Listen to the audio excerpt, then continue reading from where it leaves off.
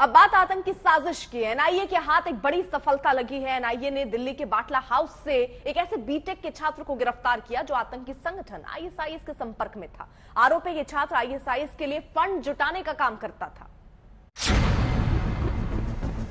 नाम मोहसिन अहमद, पता F1827 जापानी गली बाटला हाउस, काम आईएसआईएस के लिए फंड जुटाना।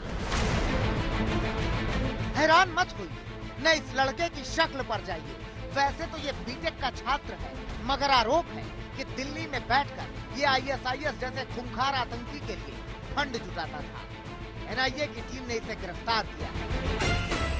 इस वक्त हम लोग बटला हाउस के उसी मकान के सामने मौजूद हैं जहां पर मोहसिन रहा करता था और जहां पर 6 अगस्त के दिन, शनिवार के दिन एनआईए की टीम पहुंची और यहीं से उसे गिरफ्तार किया, सर्च किया। इस पूरे कमरे के, इस फ्लैट के जांच के दौरान एनआईए को यहां से कुछ दस्तावेज मिले हैं, कुछ ऐसी जानकारियां मिली हैं जिसके आधार पर यह साबित होता है कि मोहसिन लगातार आईएसआईएस के एक मॉड्यूल के साथ संपर्क में था, उनके लिए काम कर रहा था। एनआईए इस पर नजर रखे हुए थी क्योंकि आरोप है कि यह खुद तो आईएसआईएस के लिए काम कर ही रहा था, मगर यह आईएसआईएस की विचारधारा से इस कदर प्रभावित था कि आसपास के लड़कों को भी अपनी ही तरफ बनाना चाहता था।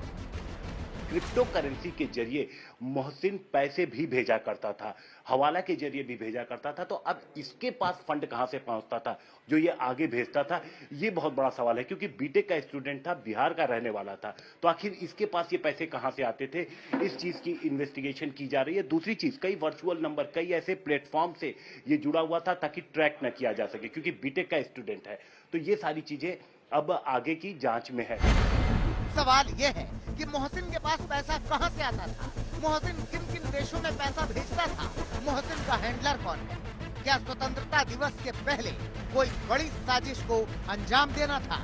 इन्हीं सवालों के इर्द गिर्द घूम रही है एनआईए की जांच। एनआईए ने मोहसिन को पंडाला हाउस कोर्ट में पेश किया, जहां कोर्ट ने उसे 1 दिन के रिमांड पर भेज दिया।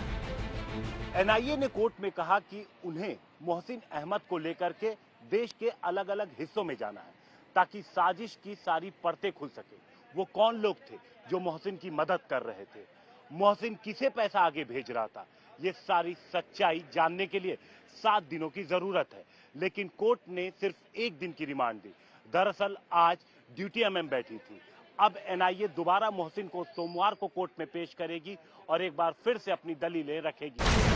मोहसिन बिहार का रहने वाला बताया जा रहा है, मगर सवाल यह है कि मोहसिन आईएसआईएस के संपर्क में कैसे आया और आतंक की यह विषबेल कहां तक फैली है। हिमांशु मिश्रा, दिल्ली, आज तक।